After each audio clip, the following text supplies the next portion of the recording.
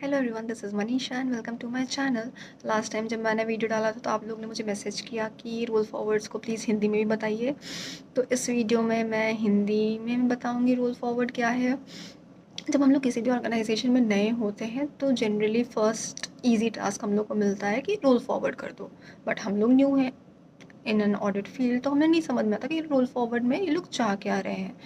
तो एकदम simple language में बताऊँ तो पिछले साल का वर्क पेपर या जो भी हमारे रिकॉर्ड्स में है उसको हम रोल कर रहे हैं into the current year, so that हम करेंट ईयर का जो लेटेस्ट ट्रायल बैलेंस, जीएल और other supports that we have received, हम लोग उसके हिसाब से उसको प्रिपेयर कर पाएँ और हमारा टेस्टिंग कंप्लीट कर पाएँ। This is with audit perspective. तो suppose you have got cash का work paper of prior year and you have been asked कि आप कैश के वर्क पेपर को करेंट ईयर में रोल कर दो। आप क्या करोगे? Name of the company same रहेगा, डेट सपोज पिछले साल का 2024 है तो आप इसको 2025 में चेंज कर दोगे। जो हमारा टेबल है उसमें लास्ट ईयर के वर्क पेपर में 23 एंड 24 का बैलेंस होगा। हमेशा 2 कॉलम्स रहते हैं, करेंट ईयर और प्रायर ईयर। तो आप इस साल में क्या करोगे? 2 कॉलम्स बनाओगे, एक 25 और एक 24 का। नाउ 24 का बैलेंसेस क्या रहेंगे? जो पिछले साल के वर्क पेपर में 24 के हैं उनको तो हम ले आए, बट इसमें एक ट्रिक है कि जो 24 का बैलेंस आपने लाया है करेंट ईयर वर्क पेपर में, वो हमारा एफएस जो पिछले साल फाइल हुआ था उससे मैच करना चाहिए। क्यों? कई बार क्या होता है कि वर्क पेपर हमने 2 महीना पहले बनाया पर एफएस 2 महीने बाद फाइल हुआ। हो सकता है कोई एडजस्टिंग एंट्री या कुछ ऐसा आ गया हो, सो हमारा एफएस में नंबर थोड़ा सा चेंज हो गया है, बट हमारे वर्क पेपर में since it was done 2 months before वो वैसे के वैसे है। तो जब हम करेंट ईयर में पिछले साल का बैलेंस वर्क पेपर के हिसाब से डालेंगे तो क्या होगा? गलती हो सकती है। क्यों? हमारा एफएस कुछ अलग दिखा रहा है और हमेशा हमारा prior year balance in current year work paper should tied to my FS. First thing clear, हमारा पिछले साल का बैलेंस हमारे एफएस से टाई रहेगा।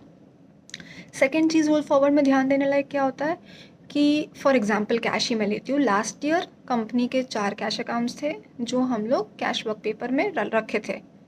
हो सकता है कंपनी ने एक 5वां अकाउंट खोल दिया हो, इस बार के ट्रायल बैलेंस में हमें दिखाई दे रहा है, तो हम वो additional line item, additional account को हम लेकर आएंगे करेंट या वर्क पेपर में। There can be second scenario, एक बैंक अकाउंट क्लोज हो गया है तो क्या करेंगे? करेंट या और उसका बैलेंस पिछले साल भी नील था, तो हम क्या करेंगे? उसको वहाँ से हटा देंगे। ठीक है? जो भी प्रोसीड्योर्स या जो डॉक्यूमेंटेशन है उसे हमें थॉरली पढ़ना होता है, समझना होता है कि पिछले साल का जो प्रोसीड्योर या कुछ भी हमारा लिखा हुआ है वो करंट ईयर के लिए भी क्या वैलिड रहेगा? वैलिड रहेगा तो हम लोग उसको वैसे ही रखेंगे। अगर उसमें डेट्स है और वो पिछले साल का फैक्ट्स या कुछ वैसा चीज़ है तो उसको हम लोग चेंज करेंगे करेंट ईयर के हिसाब से। थर्ड पॉइंट, जब आप रोल फॉरवर्ड कर रहे हैं तो हो सकता है आपको नहीं पता रहे कि वो करेंट ईयर के लिए क्या होगा, तो उसको हम लोग क्या करते हैं? एक्स एक्स एक्स सपोज करके रख लिए, वहाँ पे एक कमेंट डाल के रखते हैं कि ये पिछले साल का है, हमें इसे अपडेट करना है based on our current year understanding. तो ये 2-3 चीज़ आप ध्यान रख के जब आप रोल फॉरवर्ड करेंगे पिछले साल के वर्क पेपर्स को करेंट ईयर में, so it will be good deliverable. अगर आपके पास और भी कोई क्वेश्चन है इससे रिलेटेड तो मुझे मैसेज करिए और जैसे ही it will be possible for me, I'll record a video for you. Thank you so much everyone. Have a great day. Bye bye.